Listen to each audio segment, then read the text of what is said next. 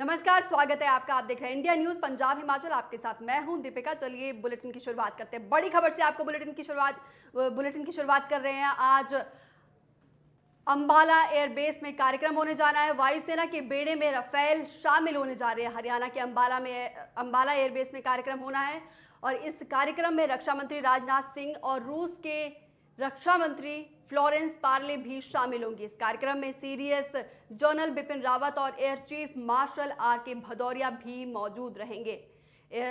इस राफेल के वायुसेना के बेड़े में आज वायुसेना के बेड़े में शामिल होंगे राफेल। हरियाणा के अंबाला एयरबेस में ये कार्यक्रम है।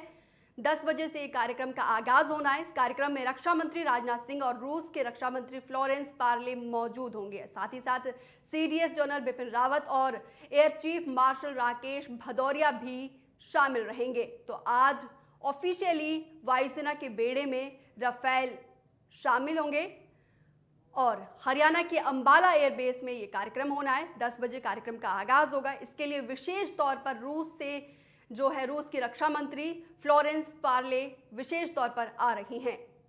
तो बड़ी खबर हम आपको बता रहे हैं, हरियाणा के अंबाला एयरबेस में कार्यक्रम होना है। राफेल के 5 लड़ाकू विमान जो है आज वायुसेना के बेड़े में शामिल होंगे। 17 गोल्डन एरो स्क्वाड्रन में शामिल होंगे। अंबाला के एयरबेस में ये कार्यक्रम होना है। इस कार्यक्रम में विशेष तौर पर रक्षा मंत्री राजनाथ सिंह और रूस के रक्षा मंत्री फ्लोरेंस पार्ले शामिल होंगे और साथ ही साथ सीडीएस जनरल बिपिन रावत और air chief marshal Rakesh Bhadauria भी मौजूद रहेंगे। इसके लिए विशेष तौर पर रूस के रक्षा मंत्री फ्लोरेंस पार्ले जो है वो विशेष तौर पर आ रही हैं और वो आज आएंगी और दोपहर में कार्यक्रम में शामिल होकर शाम को वापस चली जाएंगी। हरियाणा के अंबाला एयरबेस में ये कार्यक्रम होना है। ये सीधी तस्वीरें हम आपको दिल्ली एयरपोर्ट की दिखा रहे हैं। फ्रांस की रक्षा मंत्री फ्लोरेंस पार्ले पहुंच चुकी हैं और स्वागत के लिए ये सीधी तस्वीरें हम आपको दिखा रहे हैं। दिल्ली एयरपोर्ट की फ्रांस की रक्षा मंत्री फ्लोरेंस पार्ले पहुंच चुकी है। हरियाणा के अंबाला एयरबेस में कार्यक्रम होना है। दरअसल राफेल के 5 लड़ाकू विमान जो है आज वायुसेना के बेड़े में शामिल हो रहे हैं। इसके लिए विशेष तौर पर रूस की रक्षा मंत्री फ्लोरेंस पार्ले जो है दिल्ली एयरपोर्ट पहुंच चुकी है। ये सीधी तस्वीरें हम आपको दिल्ली एयरपोर्ट की दिखा रहे हैं जहां पर रूस की रक्षा मंत्री फ्लोरेंस पार्ले जो है पहुंच चुकी है। विशेष तौर पर ये रूस से इस कार्यक्रम के लिए आ रही हैं और आज ही इस कार्यक्रम में शिरकत करने के बाद शाम तक ये रूस वापस लौट जाएंगी। तो विशेष तौर पर जो है रूस की जो है रक्षा मंत्री आ रही हैं, पहुंच चुकी है। ये सीधी तस्वीरें हम आपको दिल्ली एयरपोर्ट से दिखा रहे हैं। रूस की रक्षा मंत्री फ्लोरेंस पार्ले जो है दिल्ली एयरपोर्ट पहुंच चुकी हैं। विशेष तौर पर इस कार्यक्रम में शामिल होने के लिए पहुंची हैं फ्लोरेंस पार्ले। तो आज ऑफिशियली राफेल लड़ाकू विमान जो है वायुसेना के बेड़े में शामिल हो जाएंगे।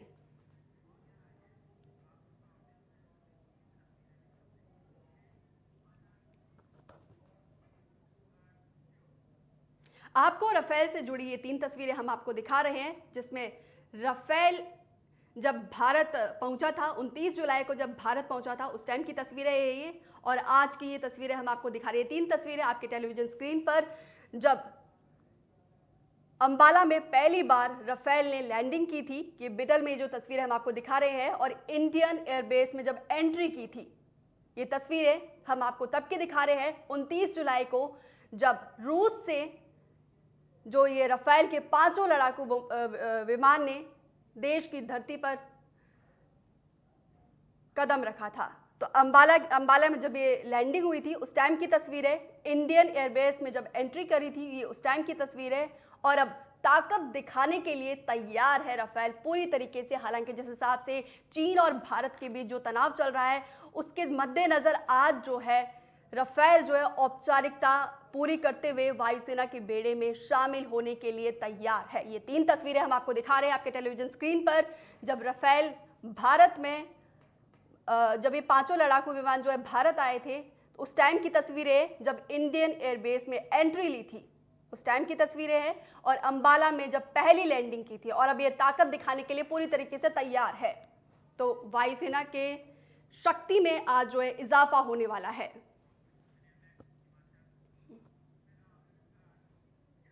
एक और बड़ी खबर से आपको रूबरू करवा रहे हैं। हिमाचल में भी पल पल बढ़ रहा है कोरोना का प्रकोप। 24 घंटे में 316 नए मामले आए हैं।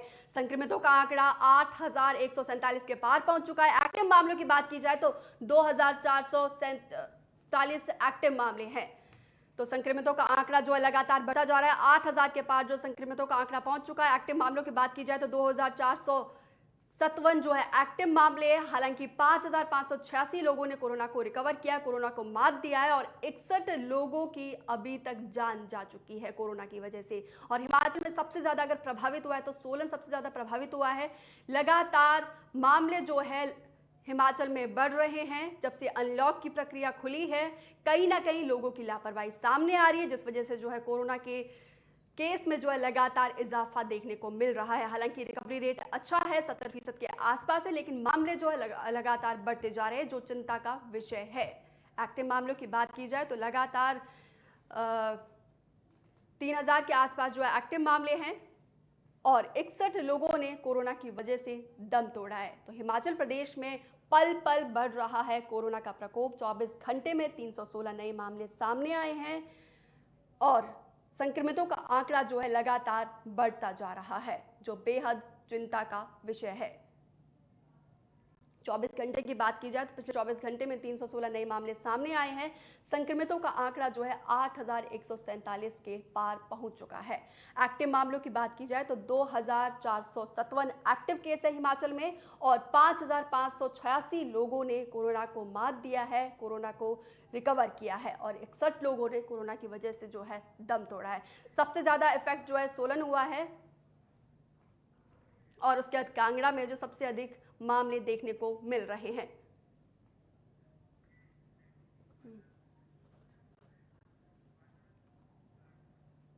एक और बड़ी खबर से आपको रूबरू करवा रहे हैं। पंजाब में भी जो है कोरोना का कोहराम लगातार जारी। संक्रमितों का आंकड़ा 69,684 के आसपास पहुंच चुका है। एक्टिव मामलों की बात की जाए तो 17,065 एक्टिव मामले हैं। प्रदेश में 2,061 मरीजों ने कोरोना से जान गंवाई है।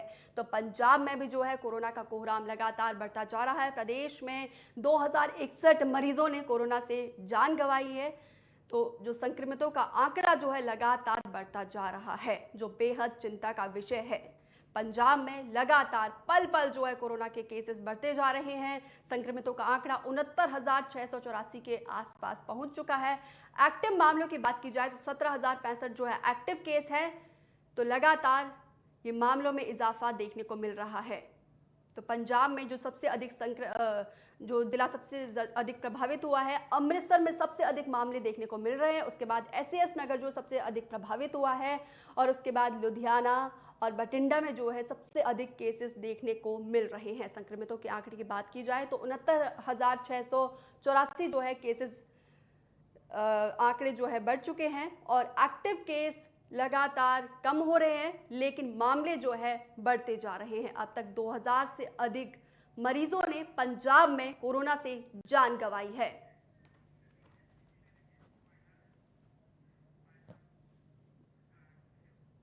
वहीं श्री मुक्तसर साहिब के ऐतिहासिक गुरुद्वारा साहिब में द रिन्यू पटवार यूनियन पंजाब के नवनियुक्त प्रभारी हरवीर सिंह ढींसा पहुंचे। यहां पहुंचने पर उन्होंने गुरु घर में सजदा कर शुक्रिया अदा किया। इस मौके पर पटवार यूनियन के जिला प्रभारी इकबाल सिंह ने बताया कि अपनी चुनावी मुहिम का आगाज पंजाब प्रधान ने ऐतिहासिक गुरुद्वारा साहिब से आशीर्वाद लेकर किया है, जिसके चलते पंजाब प्रधान की सर्वसम्मति से सफलतापूर्वक ये संपन्न हुआ है। द रिन्यू पटवार यूनियन पंजाब के नवनियुक्त प्रभारी हरवीर सिंह ढींसा ने कहा कि पटवारी की प्रथा गुरुकाल से चली आ रही है। उन्होंने कहा कि पटवारी का सारा काम कंप्यूटर के तहत हो रहा है, लेकिन सरकार ने कंप्यूटर का सारा ठेका जो है निजी कंपनियों को दिया है, जबकि सरकार को चाहिए कि इन निजी कंपनियों का ठेका रद्द करके पटवारियों की नई भर्ती करवाई जाए, जिसके लिए पंजाब वासियों और पटवारियों को सहूलियत मिलती रहेगी।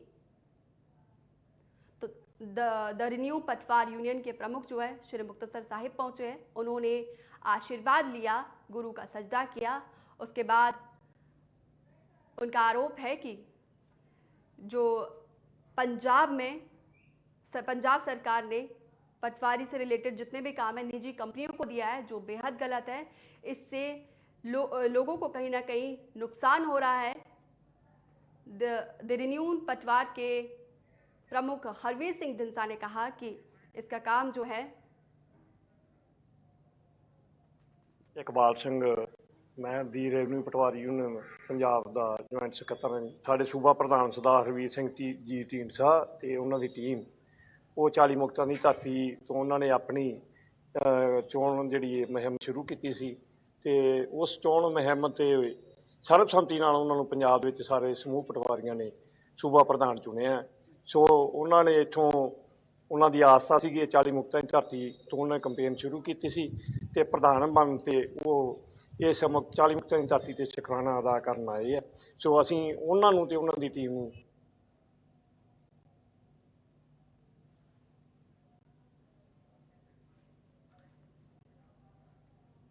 वहीं संगरूर में बन रहे पीजीआई का आम आदमी पार्टी के सांसद भगवंत मान ने दौरा किया। इस दौरान मान ने पंजाब सरकार की नीतियों को कटघरे में खड़ा कर दिया। कैप्टन सरकार पर जमकर उन्होंने निशाना साधा। उन्होंने कहा कि पंजाब में आपके ऑप्शन मीटर पर राजनीति हो रही है।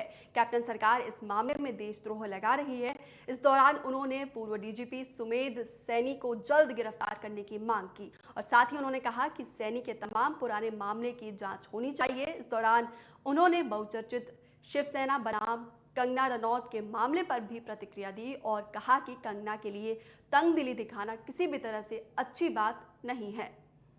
तो संगरूर में बन रहे पीजीआई का दौरा किया है भगवंत मान ने। आपके सांसद है भगवंत मान और साथ ही साथ इन्होंने कैप्टन सरकार पर जमकर निशाना साधा। साथ ही उन्होंने कैप्टन सरकार की नीतियों पर भी सवाल उठाए, उनकी नीतियों को कटघरे में खड़ा कर दिया। उनका कहना है कि जो पंजाब सरकार की नीति है वो गलत है, जनता के हित में नहीं है और सरकार पर निशाना साधते हुए कोरोना से जो प्रदेश में स्थिति है इस पर भी उन्होंने सवाल खड़े किए। वहीं पटियाला में अज्ञात लोगों ने घर पर हमला किया है।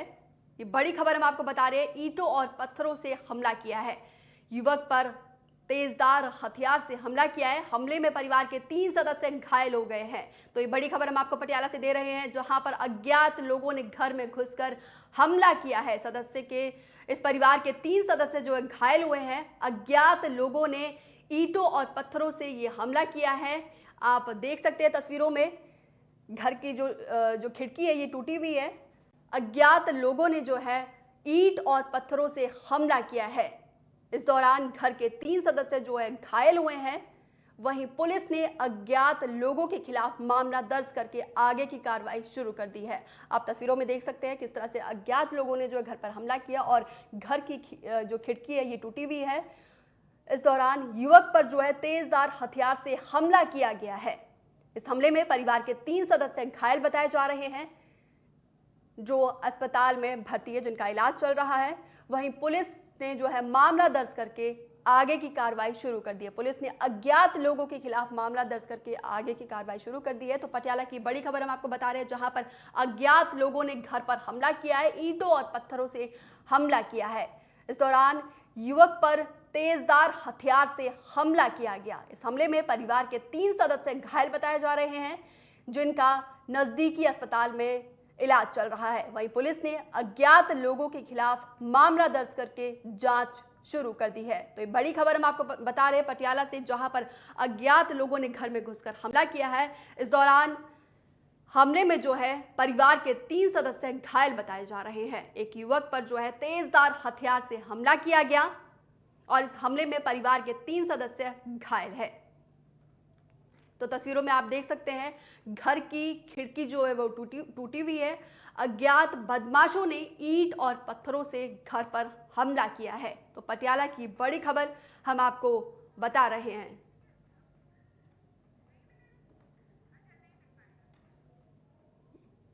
तो बड़ी खबर हम आपको पटियाला से बता रहे हैं, जहां पर युवक पर तेजदार हथियार से हमला किया गया है। अज्ञात लोगों ने एक घर में ईंट और पत्थरों से हमला किया है।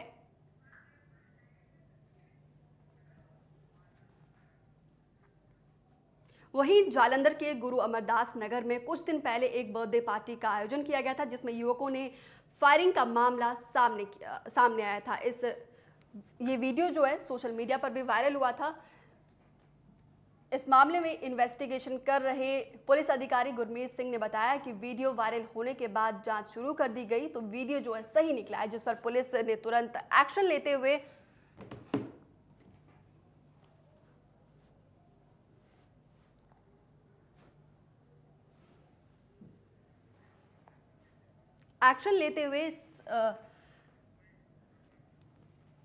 सोहित शर्मा को पिस्तौल और गोलियों समेत गिरफ्तार कर लिया। उन्होंने बताया कि सोहित के पास से जो रिवॉल्वर बरामद किया गया है वो लाइसेंसी है, लेकिन कोरोना महामारी के दौरान किसी भी प्रकार के बर्थडे पार्टी का आयोजन करना जो है मनाही थी। इस दौरान पार्टी में फायरिंग की गई थी।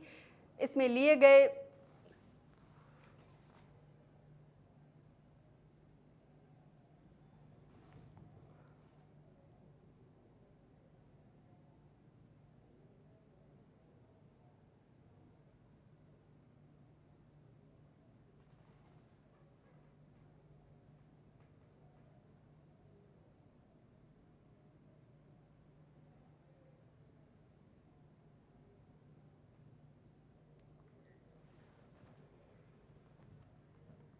वहीं बठिंडा में एक दंपति पानी की टंकी के ऊपर चढ़कर पुलिस और राज्य सरकार के खिलाफ प्रदर्शन किया। सिविल लाइंस थाने के सामने बनी पानी की टंकी पर एक पति और पत्नी चढ़ गए और नारेबाजी शुरू कर दी। दंपति का कहना है कि उनकी दुकान पर वित्त मंत्री मनप्रीत सिंह बादल के रिश्तेदारों ने जबरदस्त कब्जा किया हुआ है। जब उन्होंने इसका विरोध किया तो उनके साथ मारपीट की गई। पीड़ित दंपति के रिश्तेदारों का कहना है कि रसूख के आगे पुलिस भी कार्रवाई नहीं कर रही है, जबकि पुलिस का कहना है कि ये दो भाइयों के बीच प्रॉपर्टी का मसला है, जल्द ही इस झगड़े का निपटारा किया जाएगा। तो बठिंडा की तस्वीरें हम आपको दिखा रहे हैं, जहां पर एक दंपति जो है पानी की टंकी के ऊपर चढ़े और पुलिस के साथ साथ राज्य सरकार के खिलाफ प्रदर्शन करने लग गए और नारेबाजी की। इस दंपति का आरोप है कि वित्त मंत्री मनप्रीत सिंह बादल के रिश्तेदारों ने उनके दुकान पर जबरन कब्जा किया हुआ है। इस मामले में उन्होंने पुलिस में भी शिकायत दर्ज करवाई, लेकिन पुलिस जो है रसूख के चलते कार्रवाई नहीं कर रही है। बात करते हैं मानसा की, जहां थाना सिटी के बाहर सीपीआईएम के वर्कर्स ने धरना प्रदर्शन किया। आपको बता दें कि शनिवार को पुलिस और सीपीआईएम के वर्कर्स में झड़प हो गई थी, जिसमें जिला सचिव कुलविंदर सिंह और उनके 5 साथियों को पुलिस ने गिरफ्तार कर लिया और अदालत में पेश किया और उन्हें जेल भेज दिया गया है। प्रदर्शनकारी वर्कर्स की मांग है कि पकड़े गए सभी वर्कर्स को रिहा किया जाए। तो मानसा की ये खबर है, जहां पर सीपीआईएम के वर्कर्स और पुलिस के बीच झड़प हुई थी। उसके बाद पुलिस ने जो है उनको हिरासत में लिया गया और उसके बाद से सीपीआईएम के वर्कर्स जो है धरना प्रदर्शन कर रहे हैं और साथ ही साथ जो वर्कर्स हिरासत में हैं उन्हें रिहा करने की मांग कर रहे हैं। तो सीपीआईएम के वर्कर्स का ये प्रदर्शन मानसा का है, जहां पर पुलिस और कुछ दिन पहले पुलिस और सीपीआईएम के वर्कर्स के बीच झड़प हुई थी। उसके बाद पुलिस ने जो है वर्कर्स को, सीपीआईएम के वर्कर्स को हिरासत में लेते हुए उनको गिरफ्तार किया था। अब सीपीआईएम के कार्यकर्ता जो है प्रदर्शन कर रहे हैं और जो कार्यकर्ता सीपीआईएम के गिरफ्तार हुए हैं उनको रिहा करने की मांग कर रहे हैं। तो आप तस्वीरों में देख सकते हैं, हालांकि प्रदर्शन जरूर कर रहे हैं, लेकिन कोविड के नियमों को ताक में रखकर ये प्रदर्शन कर रहे हैं। ना ही इन्होंने पूरी तरह से लोगों ने मास्क पहना है, ना ही ये सोशल डिस्टेंसिंग की पालना कर रहे हैं। आप तस्वीरों में देख सकते हैं किस तरह से भीड़ में ये इकट्ठा होकर प्रदर्शन कर रहे हैं। वहीं जालंधर में डीसी दफ्तर की ड्राइविंग लाइसेंस ब्रांच में लोगों ने हंगामा करना जो है शुरू कर दिया। दरअसल लोग ब्रांच में ड्राइविंग लाइसेंस रिन्यू करवाने आए थे, लेकिन अटेंडेंट अधिकारी ने लोगों से कोरोना टेस्ट कराने की अपील की, जिस पर लोग भड़क गए थे और हंगामा शुरू कर दिया। लोगों का कहना है कि ब्रांच में कहाँ लिखा है कि लाइसेंस रिन्यू करवाने से पहले कोरोना टेस्ट अनिवार्य है।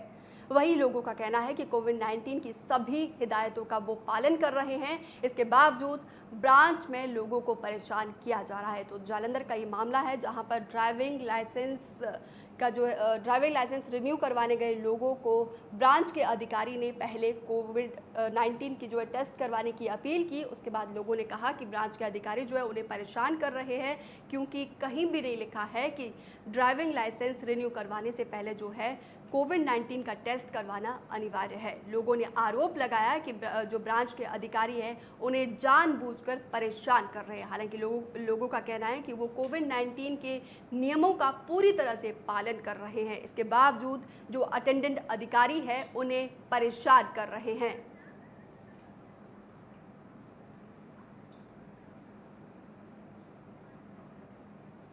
बात करते हैं मानसा की, जहां बहादुरपुर गांव में दो किसानों के बीच खेतों में पानी को लेकर झगड़ा हो गया। झगड़ा इतना बढ़ गया कि एक किसान ने दूसरे किसान की हत्या कर दी। मौके पर पहुंची पुलिस ने शव को पोस्टमार्टम के लिए अस्पताल भेज दिया। फिलहाल पुलिस ने आरोपी को गिरफ्तार कर लिया और जांच शुरू कर दी है। तो मानसा की ये खबर है, खेत में पानी को लेकर दो किसानों के बीच झड़प हुआ। उसके बाद ये मामला इतना बढ़ गया कि एक किसान ने दूसरे की हत्या कर दी। तो ये खूनी झड़प जो है मानसा में हुआ है, जहां पर दो किसानों के बीच खेत में पानी को लेकर जो है हिंसक झड़प हुई। इस दौरान एक किसान ने दूसरे की जो है हत्या कर दी। उसके बाद मौके पर पहुंची पुलिस ने मामला दर्ज करके आगे की कार्रवाई शुरू कर दी और आरोपी किसान को हिरासत में ले लिया है। तो मानसा में दो किसानों के बीच झगड़ा हुआ। झगड़ा इतना बढ़ गया कि एक किसान ने दूसरे की हत्या कर दी। दोनों किसानों के बीच ये झगड़ा हुआ है। खेत में पानी को लेकर ये झगड़ा शुरू हुआ था। उसके बाद से दोनों में झगड़ा इतना बढ़ गया कि एक किसान ने दूसरे की हत्या कर दी है।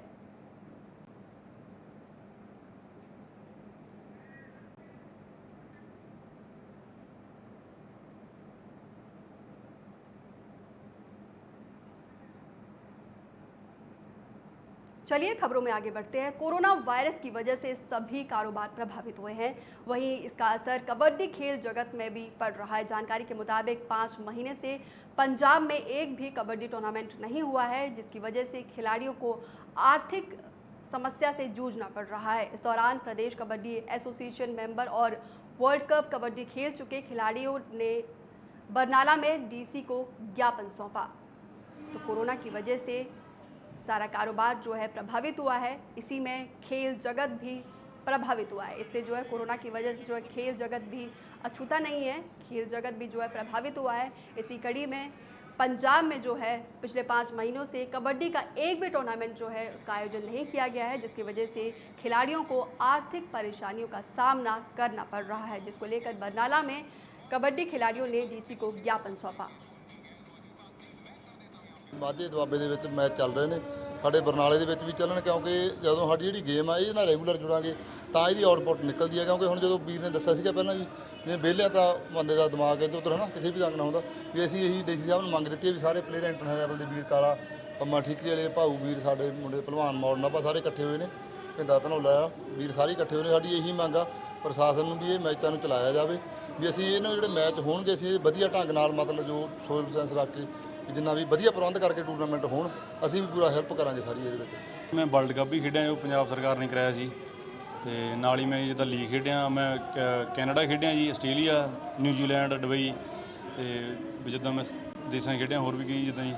ਤੇ ਵੀ ਜਿੱਦਾਂ ਹੁਣ ਤੁਹਾਨੂੰ ਪਤਾ ਹੀ ਹੈ ਜੀ, ਅੱਜ ਮੰਗ ਪੱਤਰ ਰੱਖਿਆ ਸੀ ਤੇ ਬੀਲਾ ਸਾਹਿਬ ਸਾਡੇ ਨਾਲ ਨੇ। ਸਾਡੇ ਬਰਨਾਲੇ ਜ਼ਿਲ੍ਹੇ ਦੇ ਸਾਰੇ ਸੀਨੀਅਰ ਪਲੇਅਰ ਹੋ ਗਏ, ਜੋ ਵੀ ਨਵੇਂ ਪਲੇਅਰ ਆ ਸਾਰੇ ਅਸੀਂ ਇੱਥੇ ਇਕੱਠੇ ਹੋਏ ਹਾਂ ਵੀ ਤਾਂ ਅਸੀਂ ਮੰਗ ਪੱਤਰ ਰੱਖਿਆ ਡੀ ਸਾਹਿਬ ਨੂੰ ਵੀ ਸਾਡੇ ਵੀ ਬਰਨਾਲੇ ਜ਼ਿਲ੍ਹੇ ਦੇ ਵਿੱਚ ਵੀ ਟੂਰਨਾਮੈਂਟ ਚਲਵਾਏ ਜਾਣ ਜੀ, ਪਰਮਿਸ਼ਨ ਦਿੱਤੀ ਜਾਵੇ, ਕਿਉਂਕਿ ਉਧਰ ਮਾਝੇ 100 ਮੈਚ ਹੋ ਜਾਂਦੇ ਜੀ। ਚਲੋ ਤੁਹਾਨੂੰ ਪਤਾ ਸਾਰੇ ਪਲੇਅਰ ਠੀਕ ਹੁੰਦੇ ਆ, ਕਈ ਗਰਾਊਂਡ ਲੈਵਲ ਤੋਂ ਆਪਾਂ ਸੋਚੀਏ ਹੁਣ ਕਈ ਮੰਨ ਲਓ ਅਸੀਂ ਇੰਟਰਨੈਸ਼ਨਲ ਪੱਧਰ 'ਤੇ ਖੇਡਦੇ ਹਾਂ ਜੀ, ਚਲੋ ਸਾਡਾ ਕੰਮ ਫਿਰ ਵੀ ਚੱਲੀ ਜਾਂਦਾ ਵਾ। ਤੇ ਜਿਹੜੇ ਹੁਣ ਗਰਾਊਂਡ ਲੈਵਲ ਤੋਂ ਪਲੇਅਰ ਜਮੀ ਜ਼ੀਰੋ 'ਤੇ ਸੀ, ਨਵੀਂ ਉੱਠੇ ਸੀ, ਉਹ ਪਨੀਰੀ ਖਤਮ ਹੋ ਜਾਣੀ ਜੇ ਨਾ ਮੈਚ ਚੱਲੇ। तो कोरोना की मार जो है अब कबड्डी के खिलाड़ियों पर भी पड़ रही है, जिससे कबड्डी के खिलाड़ी जो है आर्थिक रूप से परेशान हो रहे हैं। उन्होंने इस मामले में डीसी को ज्ञापन सौंपा है। वहीं संगरूर के मस्ताना में फिट इंडिया मुहिम के तहत पंजाब स्पोर्ट्स डिपार्टमेंट की तरफ से मैराथन रैली का आयोजन किया गया, जिसमें कोविड-19 की हिदायतों का पालन करते हुए बच्चे और बुजुर्ग शामिल हुए। इस मैराथन में भाग लेते बच्चों ने कहा कि उन्हें काफ़ी खुशी महसूस हो रही है कि वो अपनी सेहत के लिए इस मैराथन में हिस्सा ले रहे हैं। साथ ही उन्होंने सभी को स्वस्थ रहने के लिए व्यायाम करने की अपील की है। तो कोरोना के बीच संगरूर में एक मैराथन का आयोजन किया गया, जहां पर इस मैराथन में हिस्सा ले रहे लोगों ने कोविड नियमों की पालन करते हुए जो है इस मैराथन में हिस्सा लिया और इस दौरान लोगों ने व्यायाम करने की अपील की।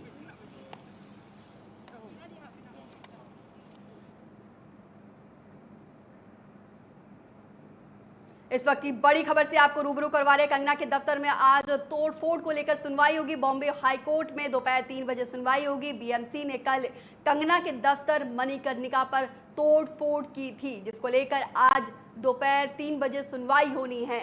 बॉम्बे हाईकोर्ट में दोपहर 3 बजे सुनवाई होनी है। बीएमसी ने पिछले कल कंगना के दफ्तर मणिकर्णिका में तोड़फोड़ की थी, जिसको लेकर कंगना के वकील रिजवान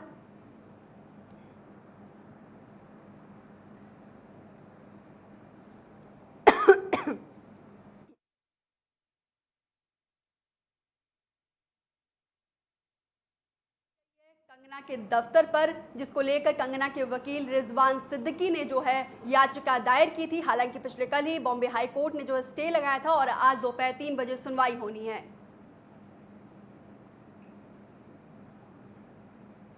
बॉलीवुड क्वीन कंगना रनौत के मुंबई पहुंचने से पहले उनके दफ्तर पर बीएमसी की तरफ से बुलडोजर चला दिया गया था। हालांकि बाद में कंगना के वकील ने हाईकोर्ट में बीएमसी की कार्रवाई पर रोक लगाने की अपील दायर की थी, जिसमें कोर्ट ने कंगना को राहत दी है और उद्धव सरकार को फटकार लगाई है। अदालत से बीएमसी की कार्रवाई पर स्टे मिलने के बाद तोड़फोड़ की कार्रवाई रोक दी गई, लेकिन इस दौरान बीएमसी की तरफ से काफ़ी तोड़फोड़ की जा चुकी थी। हालांकि इस घटना से नाराज कंगना ने बीएमसी की कार्रवाई को बाबर के काल से तुलना किया है। उन्होंने कहा है कि उनका मंदिर तोड़ा गया है, लेकिन मंदिर वहीं बनेगा। आपको बता दें कि बीएमसी ने कंगना के दफ्तर में अवैध निर्माण होने के संबंध में उन्हें नोटिस जारी किया था।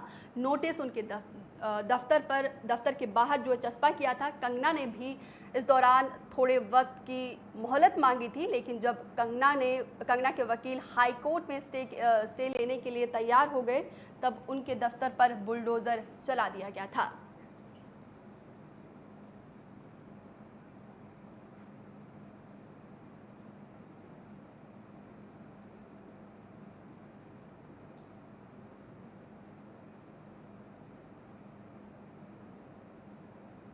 इस बुलेटिन में फिलहाल मेरे साथ इतना ही, लेकिन पंजाब और हिमाचल की तमाम बड़ी खबरों को जानने के लिए आप हमारे फेसबुक पेज और यूट्यूब को जरूर सब्सक्राइब करें।